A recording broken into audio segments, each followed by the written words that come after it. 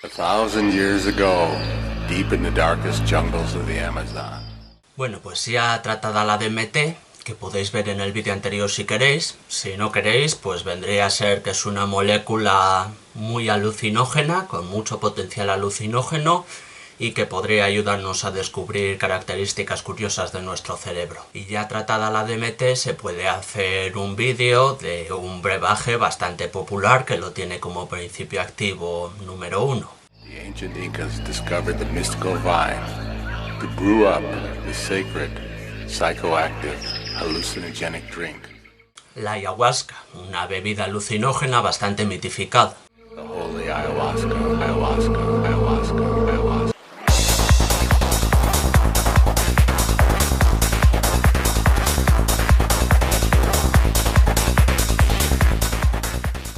Y hablando de DMT, pues eso, había hablado de cómo fumar DMT puro es la práctica habitual, la gente fuma DMT y bien. Pero, ¿qué pasa cuando solo fumas un poquito de DMT? Cuando no fumas una roca de DMT ahí bien grande, sino que solo fumas un poquito.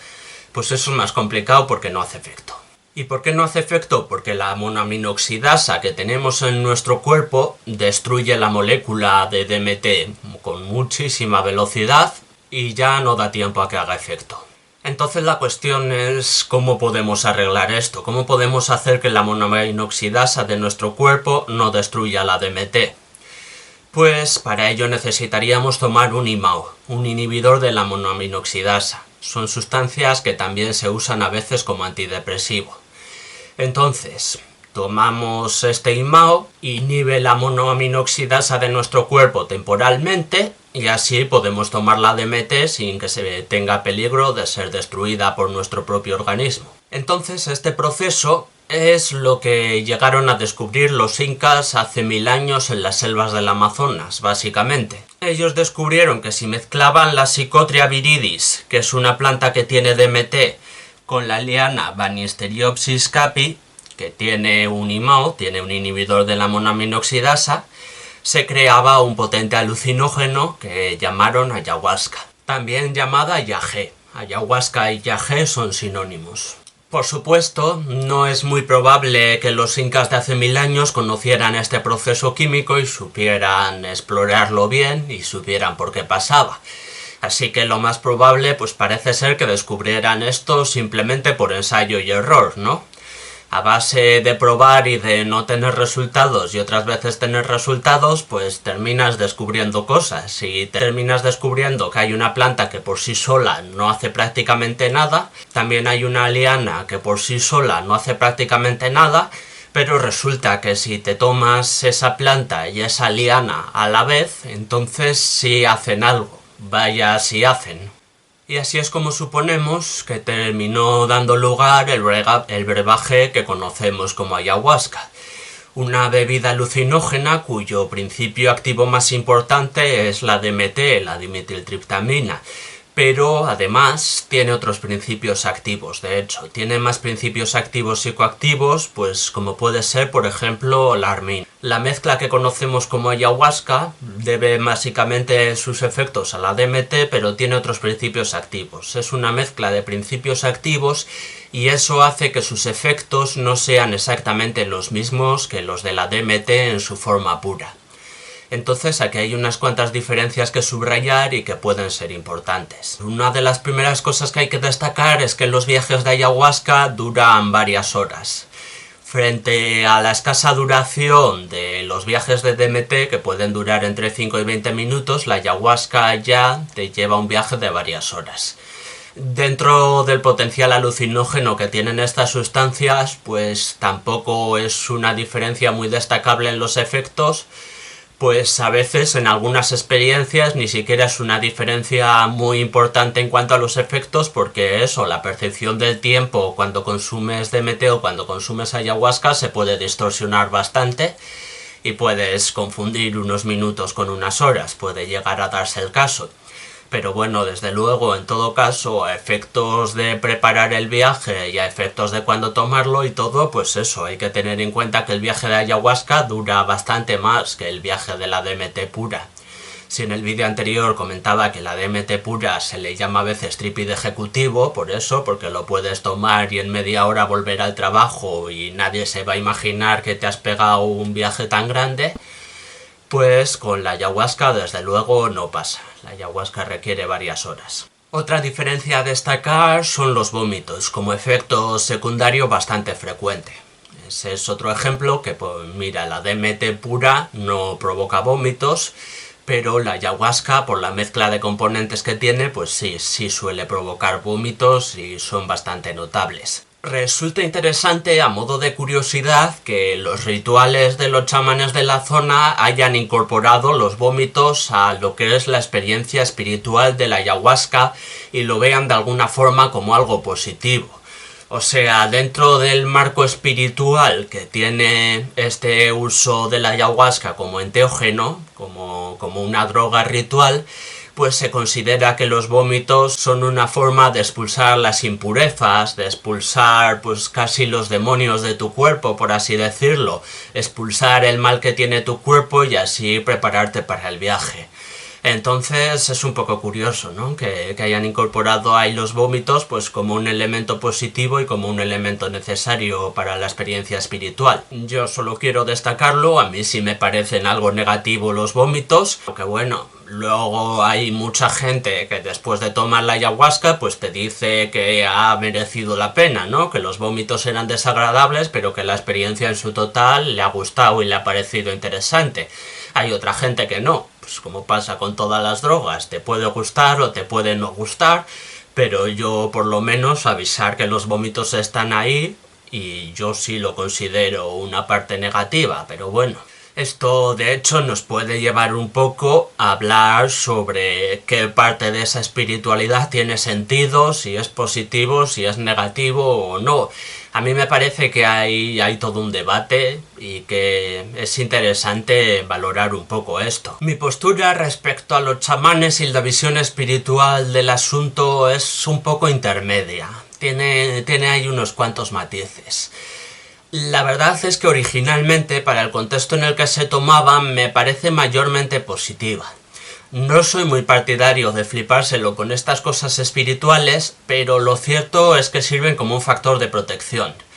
Lo que quiero decir con esto es que el aura mística que tenía la ayahuasca pues lleva a todo este proceso de que no la pueda tomar cualquiera en cualquier momento, sino que sea una experiencia importante que hay que organizar junto a un chamán que sirve de guía al iniciado y hay que estar preparado para tomarla y no se puede tomar a la ligera y es algo que hay que tener cuidado y en ese sentido todo el aura espiritual que lo ambiente sirve un poco como factor protector. Lleva a que a cualquiera no se le ocurra tomar ayahuasca un día que se aburre y tenga un mal viaje, sino que al exigir, aunque sea mediante argumentos espirituales que pueden ser un poco falaces, cierto conocimiento del tema, pues ese aura espiritual actúa como filtro que hace que la gente más preparada para tomar un alucinógeno y que ya se lo va a tomar más en serio y va a tener más cuidado y va a tener a alguien como supervisor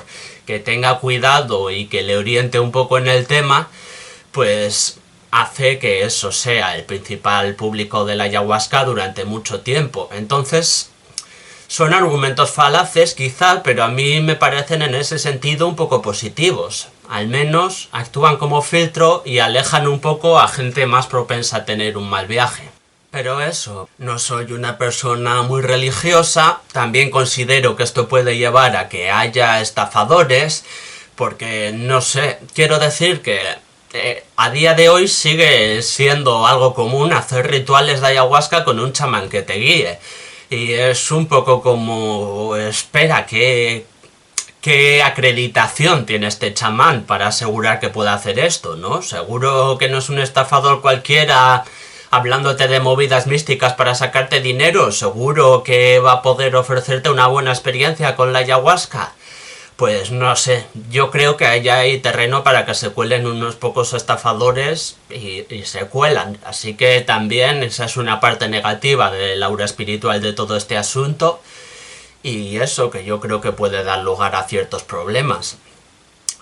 Aparte del simple hecho de mitificar la ayahuasca y considerarlo como una experiencia valiosísima y como la única forma de consumir DMT cuando es solo química en tu cerebro. No sé si me explico. O sea, por ejemplo, igual hay gente que va a un ritual de ayahuasca que lo pasa fatal vomitando y es por eso, porque le han hablado tanto de la ayahuasca y de sus virtudes y se ha mitificado tanto la ayahuasca como bebida que esta persona no sabe que hay otra opción, que sería fumar DMT en su forma pura, que es mucho menos espiritual, pero te ahorras también los vómitos.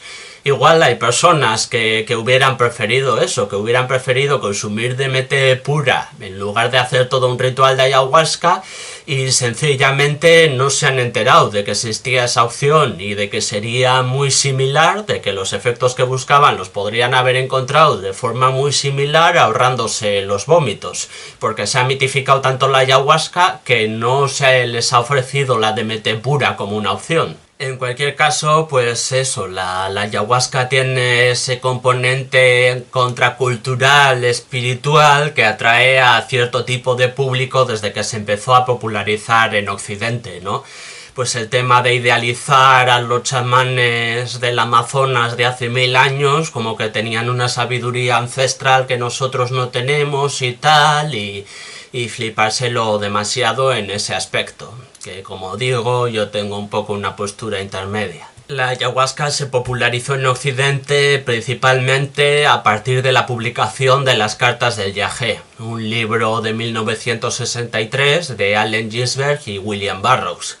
Bueno, eran básicamente las cartas que Allen Ginsberg escribió a William Burroughs cuando se fue a Perú a probar la ayahuasca y contándole su experiencia, y luego la respuesta de William Burroughs al respecto. Entonces eso, pues aunque en ambientes contraculturales principalmente, en este tipo de ambientes así un poco con influencias espirituales, pues desde entonces la ayahuasca o yagé tiene cierta popularidad en Occidente. También lo tiene la changa, que sería otro tipo de preparado bastante similar. La changa es muy parecida a la ayahuasca, pero bueno, está hecho con otras plantas y está preparado para fumar esta mezcla de plantas en lugar de para beberla. Tiene también los dos principios básicos de la ayahuasca, ¿no? Lo que vendría a ser la DMT, la dimetiltriptamina y el IMAO, el inhibidor de la monoaminoxidasa, para que la monoaminoxidasa de nuestro cuerpo no destruya la DMT nada más entrar en él. Los efectos, claro, pues vendrían a ser muy similares. Fumar changa se parece quizá más a fumar la DMT pura que a beber ayahuasca, tanto en cuanto a sus efectos como a su duración. Los viajes alucinógenos que produce la changa son mucho más cortos que los que produce la ayahuasca, pero son un poco más largos que los que produce la DMT pura. En ese sentido, pues eso, la changa sería como un término medio entre ayahuasca y DMT pura, pero más cerca de la DMT pura. Y con esto yo creo que ya quedan explicadas las características y las diferencias entre ayahuasca, yagé y changa, y sus diferencias también con la DMT en estado puro. Entonces, pues simplemente dar un último aviso que también considero importante: cuidado con las acumulaciones peligrosas de serotonina en el cerebro. El añadir un inhibidor de la monoaminoxidasa a la DMT ya es una mezcla más que va a aumentar un poquito más el peligro de síndrome serotoninérgico. Aumentaría todavía más si las cantidades son demasiado grandes o si se mezcla también con otras drogas, claro. Entonces, pues eso, cuidado con el asunto. Un síndrome serotoninérgico puede llegar a ser letal. Habría que consumir cantidades muy grandes de ayahuasca o similares para que se produzca una sobredosis letal. Habría que ser muy bestia y pasarse muchísimo de la dosis normal, pero por poder se puede dar. O sea, el riesgo de sobredosis letal, aunque sea bajo, sí existe. Así que subrayar eso y avisar de que tengáis cuidado también en ese aspecto si alguna vez alguno de vosotros y vosotras quiere probar la ayahuasca. Y con esto ya sí me despido hasta el próximo vídeo. Y mientras tanto, pues tenéis otros vídeos, ya sea de drogas o de otros temas, que también podéis ver. No sé muy bien cuál será la siguiente droga a tratar en esta serie de vídeos de Entendiendo las Drogas. Quizás rehaga algún vídeo antiguo y lo haga mejor, o no sé. No sé qué voy a hacer, así que mientras tanto, pues tenéis los vídeos sobre otros temas, disfrutadlos y esas cosas.